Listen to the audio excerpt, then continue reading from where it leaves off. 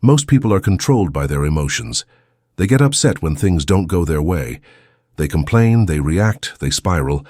But what if you became the person who didn't flinch, who stayed calm no matter what? Not because you didn't care, but because you were in control. Power isn't loud. Power is silent. And the most powerful people in the room are often the ones who act as if nothing affects them. It's not what happens to you in life that determines your outcome, but rather how you choose to respond. That's where real power is found, not in the external conditions, but in your internal control. Every day, people are faced with adversity, unfair circumstances, setbacks, and challenges that seem insurmountable. But among those people, there are a few who rise, not because they had it easier, but because they practiced a higher level of discipline in how they reacted. They acted as if nothing affected them, not because they were numb or indifferent, but because they understood something most don't. Response is always within your control. The average person reacts. The successful person responds. That difference seems small, but it's monumental. Reaction is emotional, immediate, often careless. Response is measured, thoughtful, intentional. When someone cuts you off in traffic, you can react with rage or you can respond with composure. When someone doubts your dream, you can react with anger or you can respond with progress. When life deals you a blow, financial hardship, heartbreak, a rejection, you can collapse or you can rise with clarity and direction. Discipline is not about denying your feelings. It's about training yourself to act based on values, not moods. Feelings are real, yes, but they don't always tell the truth.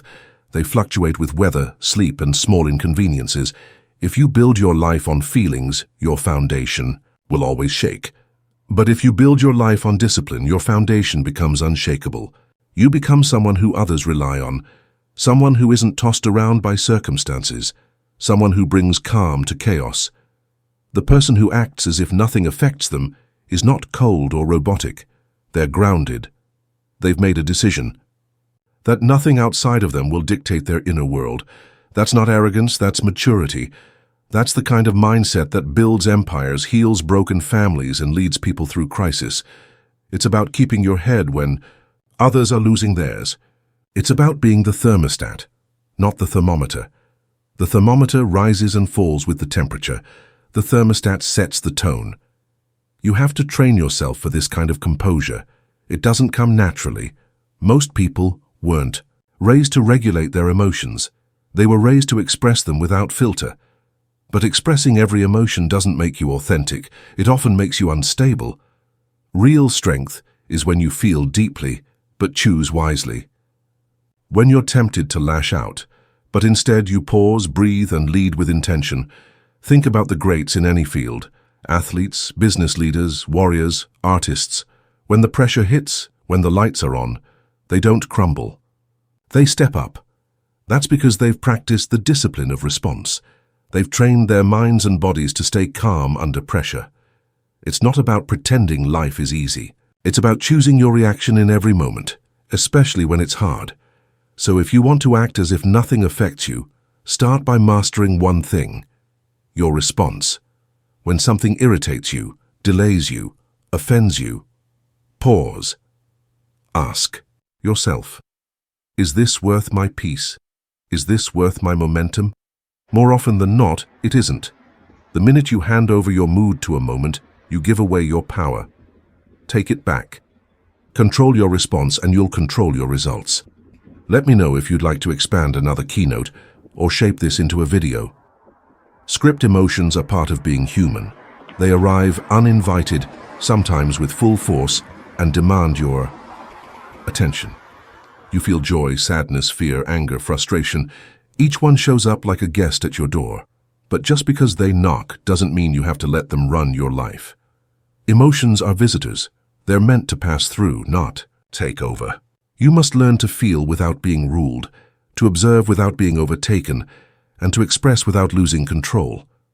There's a common belief that expressing every emotion is healthy, and to some extent that's true. Bottling up your feelings indefinitely can lead to damage, but the opposite extreme is just as dangerous. Letting every emotion dictate your actions creates chaos. You snap at loved ones, You quit on goals too soon. You make impulsive decisions that cost you years. Power doesn't come from reacting to every feeling. Power comes from choosing which ones are worthy of your energy and which ones you need to release and move through. The mind, when left unchecked, becomes a playground for emotional sabotage. One small disappointment can spiral into an entire day of frustration if you let it. One comment from a stranger can linger for hours, affecting your confidence, your tone, even how you treat others. But what if, instead, you observed that emotion, noticed it, and chose not to feed it? What if you decided to acknowledge the feeling without building a story around it? That's where strength lives, in the pause between stimulus and response. You hear something that triggers anger. You feel something that sparks fear. But before you act, you take a breath. You ask yourself, does this deserve a reaction? Does this serve the future I'm building? That simple pause, that tiny moment of awareness, separates those who are always in emotional reaction from those who lead with clarity. There's a massive difference between feeling something and becoming it. You can feel anger without becoming an angry person. You can feel fear without living as a fearful person. You can feel sad and still show up strong. The most powerful people in the world feel deeply, but they don't let those feelings drive the car. They let them sit in the back seat, acknowledged but not in control. This kind of emotional mastery doesn't mean you're fake. It doesn't mean you pretend life is perfect. It means you value peace over performance. It means you lead yourself so you can lead others. It means you choose not to crumble every time something doesn't go your way. Because truthfully, life rarely goes your way exactly. You don't control the traffic, the weather, the economy, or other people's choices. But you do control how you carry yourself through all of it. When you act as if nothing affects you, you're not denying reality. You're disciplining your mind. You're choosing calm over chaos. You're saying to yourself, yes, I feel it, but I decide what it means. I decide what happens next. That level of decision-making is rare. Most people have never been taught it, but it's available to anyone willing to practice. Think of your emotions like weather.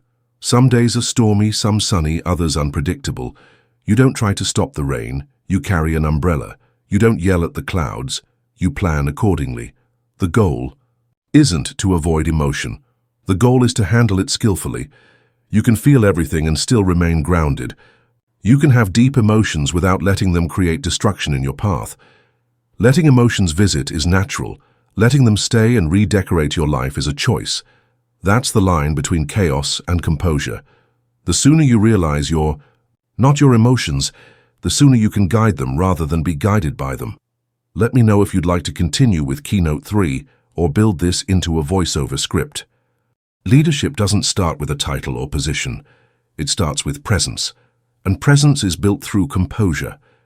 If you want to be someone others respect, trust, and follow, you must become the kind of person who can stay steady when things around you are falling apart. That's the mark of true strength. The world is full of noise, panic, overreaction, emotional drama. But in the middle of it all, there's something rare and powerful. Someone who holds their ground. Someone who doesn't flinch at pressure. Someone who acts as though nothing affects them.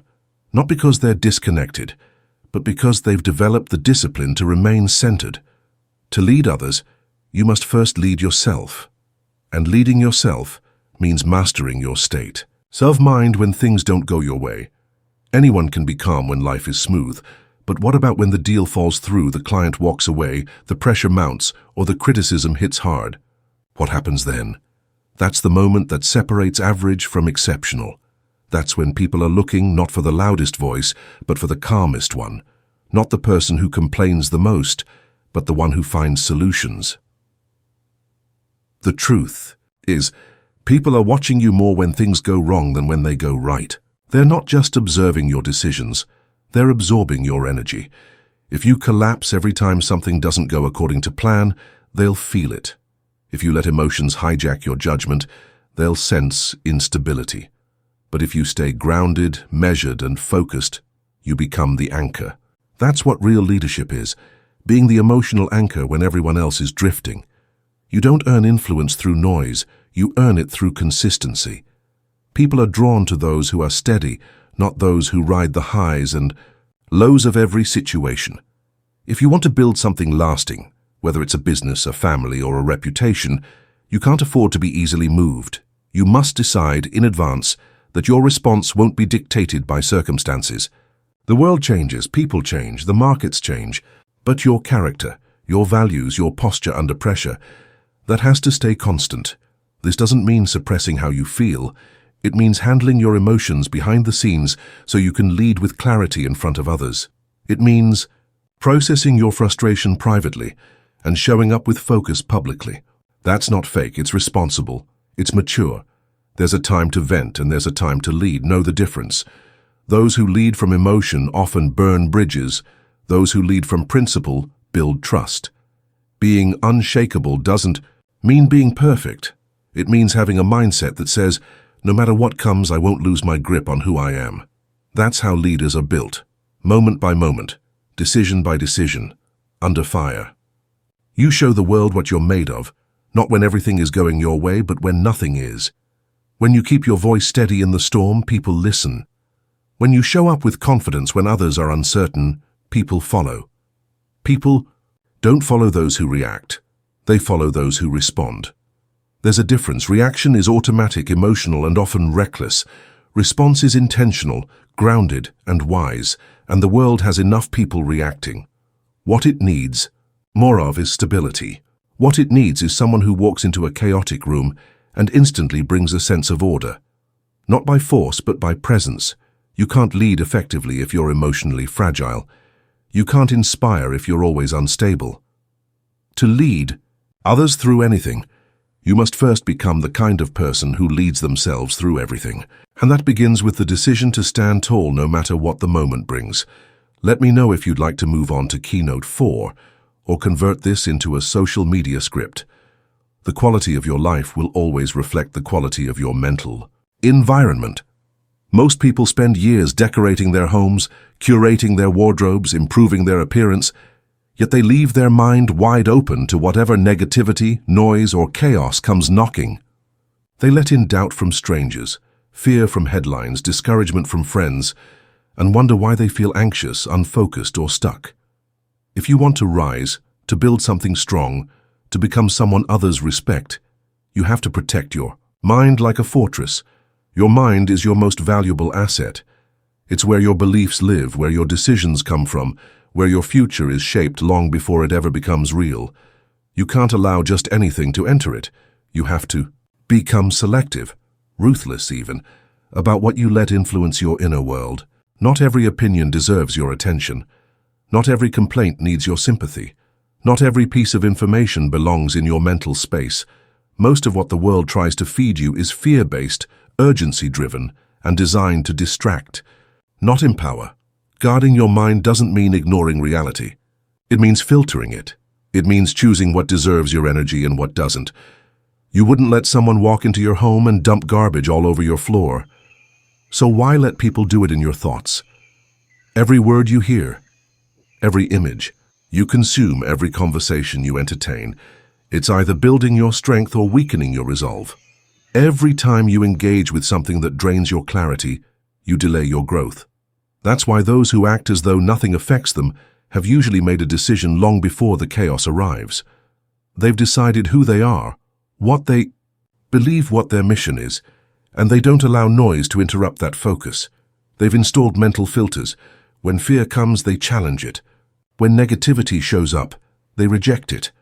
When distractions appear, they eliminate them. This isn't arrogance, it's discipline. It's the mental posture of someone who knows they have work to do and refuse to be derailed by every passing storm. To protect your mind, you must build rituals that reinforce strength.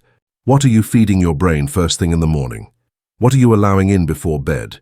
What do you listen to, read, talk about, dwell on? These aren't small questions. They shape your entire trajectory.